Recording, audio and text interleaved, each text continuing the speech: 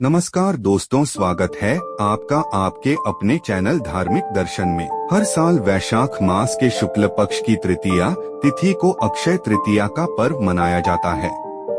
इस साल 2024 में 10 मई शुक्रवार के दिन अक्षय तृतीया है और अक्षय का अर्थ होता है जो कभी खत्म न हो, यानी कि इस दिन किए गए शुभ कार्यों का अक्षय फल प्राप्त होता है।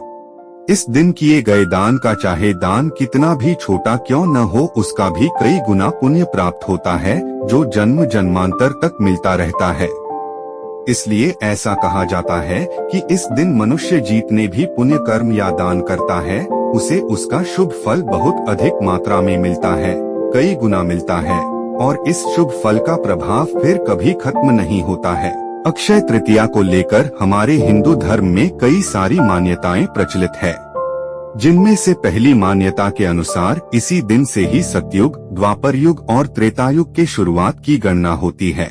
दूसरी, भगवान विष्णु ने छठे रूप में अर्थात भगवान परशुराम के रूप में धरती पर अवतार लिया था, इसलिए इस दिन को भगवान परशुराम के जन्म दिवस के रूप में भी मनाया जाता है। तीसरी मान्यता के अनुसार त्रेता युग के प्रारंभ होने पर धरती की जो सबसे पावन, सबसे पवित्र पुण्यदायी नदी मानी जाती है, माँ गंगा नदी, इसी दिन स्वर्ग लोक से धरती पर आई थी और गंगा नदी को राजा भागीरथ लेकर आए थे।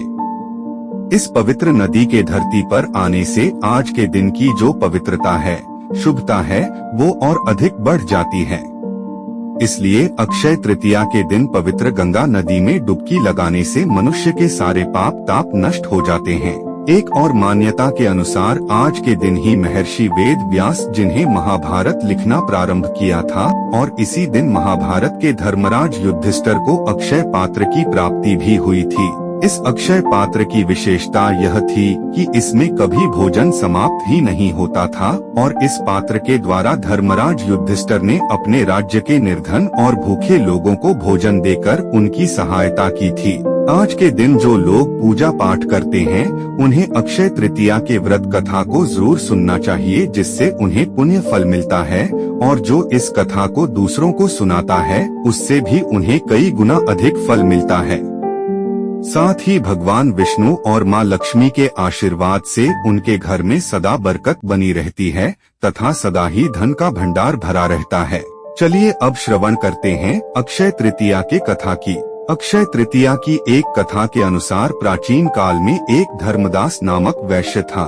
धर्मदास अपने परिवार के साथ एक छोटे से गाँव में रहता था। वह बहुत ही गरीब था। वह हमेशा अपने परिवार के भरण पोषण के लिए चिंतित रहता था। उसके परिवार में कई सदस्य थे। धर्मदास बहुत धार्मिक प्रवृत्ति का व्यक्ति था। उसका सदाचार तथा देव एवं ब्राह्मणों के प्रति उसकी श्रद्धा अत्यधिक प्रसिद्ध थी। वह हमेशा ही दान पुण्य कर्म किया करता रहता था। चाहे परिस्थिति कैसी भी हो, अगर उसके दरवाजे कोई भी व्यक्ति दान मांगने तो वह उसे खाली हाथ नहीं जाने देता था। गांव में पड़ोसी के यहाँ अक्षय तृतीया व्रत की कथा हो रही थी तो वह गया और अक्षय तृतीया के महात्म्य को सुना। उसने सुना कि इस दिन दान पुण्य का बहुत ही महत्व है और दान पुण्य करने से इसका फल जीवन भर रहता है, अक्षय रहता है।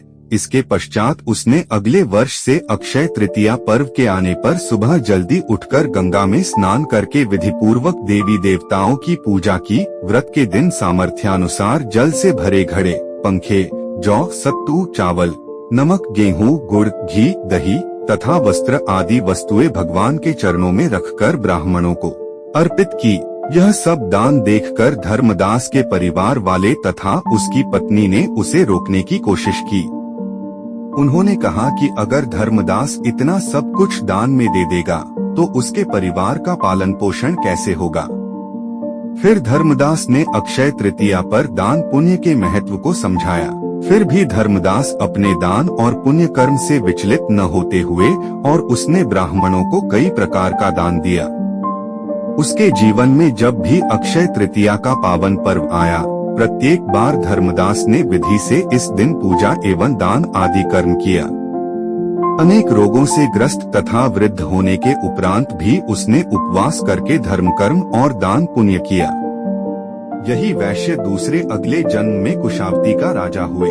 मान्यता है कि अक्षय तृतीया के दिन किए गए दान पुण्य व पूजन के कारण वह अपने अगले जन्म में बहुत धनी एवं प्रतापी राजा बना।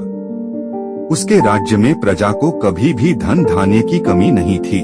प्रजाजन का भी आशीर्वाद हमेशा राजा के साथ बना रहता।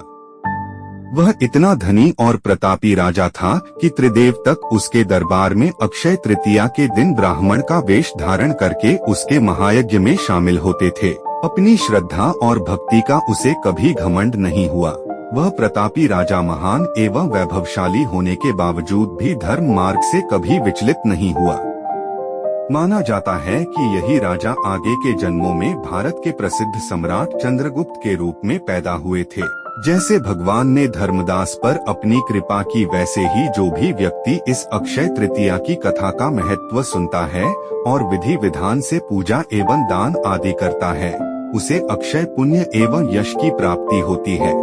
तो दोस्तों, यदि यह वीडियो आपको अच्छी लगी है तो वीडियो को लाइक, कमेंट और शेयर करें, और आप हमारे चैनल में नए हैं तो चैनल को सब्सक्राइब भी जरूर करें ताकि आप ऐसे ही महत्वपूर्ण जानकारी प्राप्त कर सके।